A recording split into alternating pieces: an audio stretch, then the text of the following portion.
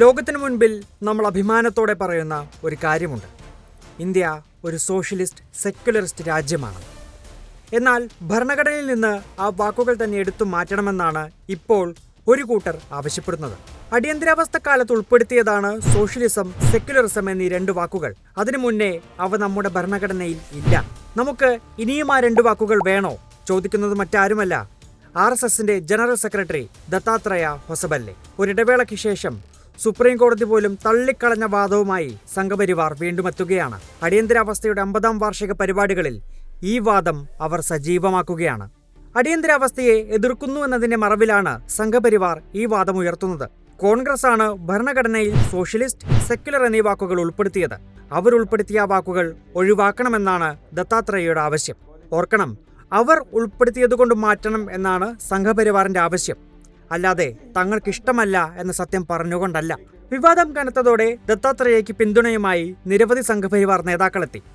അതിലേറ്റവും പ്രധാനിയായിരുന്നു നിലവിൽ കേന്ദ്രമന്ത്രിയും മധ്യപ്രദേശിന്റെ മുൻ മുഖ്യമന്ത്രിയുമായിരുന്ന ശിവരാജ് സിംഗ് ചൗഹാൻ. അതിന് അദ്ദേഹം പറഞ്ഞ കാരണവും വിചിത്രമാണ്. ആ രണ്ട് വാക്കുകൾ ഇന്ത്യൻ നാഗരികതയ്ക്ക് എതിരാണെന്നും മതേതരത്വം നമ്മുടെ സംസ്കാരത്തിന്റെ ഭാഗമേയല്ല എന്നുമായിരുന്നു അദ്ദേഹം പറഞ്ഞ ആ കാരണങ്ങൾ. വിഷയവുമായി ബന്ധപ്പെട്ട് ചർച്ച വേണമെന്നും ശിവരാജ് സിംഗ് ചൗഹാൻ ആവശ്യപ്പെട്ടു. ദത്താത്രേയയുടെ പരാമർശം വിവാദമായതിനു പിന്നാലെ വിമർശനവുമായി രാഹുൽ ഗാന്ധി അടക്കം രംഗത്തു വന്നിരുന്നു. ഭരണഘടന RSSനെ അസ്വസ്ഥരാക്കുന്നുവെന്നും BJPക്കും RSSനും ഭരണഘടനയല്ല മനുസ്മൃതിയാണ് വേണ്ടതെന്നുമാണ് രാഹുൽ ഗാന്ധി വിമർശിച്ചത്. പിന്നാക്ക വിഭാഗക്കാരുടെ അവകാശങ്ങൾ തട്ടിയെടുക്കാനാണ് RSSും BJPയും നീക്കം നടത്തുന്നതെന്നും രാഹുൽ ഗാന്ധി പറഞ്ഞു.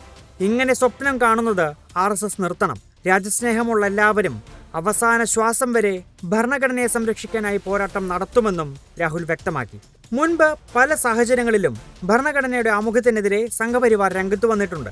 കഴിഞ്ഞ വർഷം റിപ്പബ്ലിക് ദിനത്തോടനുബന്ധിച്ച് കേന്ദ്ര സർക്കാർ സോഷ്യൽ മീഡിയയിൽ പങ്കുവച്ച ഭരണഘടനാ ആമുഖം വലിയ വിവാദത്തിന് വഴിവെച്ചിരുന്നു. സോഷ്യലിസ്റ്റ്, സെക്യുലർ എന്നീ വാക്കുകൾ ഒഴിവാക്കിക്കൊണ്ടുള്ള ആമുഖമായിരുന്നു കേന്ദ്ര സർക്കാർ അന്ന് പങ്കുവച്ചത്.